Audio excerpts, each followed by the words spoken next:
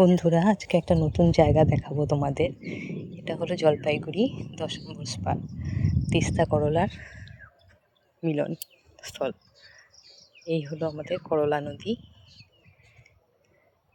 কাজল কালো জল তার। আর এই হলো আমাদের তিস্তা নদী।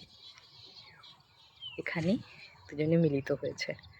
বোঝাতে পারছি কিনা বুঝতে পারছি না, দুটো জলের রং কিন্তু আলাদা আলাদা। দেখো বন্ধুরা, আমার ক্যামেরা কতটুকু ধরতে পারছি জানি না, কিন্তু এই যে গাছটি দেখতে পাচ্ছ, গাছটির পেছনের ডালটি যেখানে আছে সেখানে একটু গাঢ় কাজল কালো জলের মতো, তারপরে আমাদের তিস্তা নদীর ঘোলাটে জল।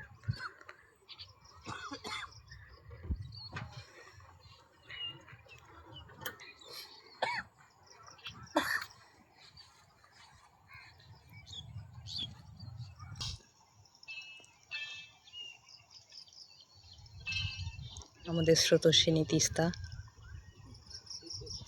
ভরা বর্ষায় বিপুল জলোচ্ছ্বাসের সাথে বয়ে যাচ্ছে, আর ঠিক পাশাপাশি শান্ত স্থির করলা আমাদের।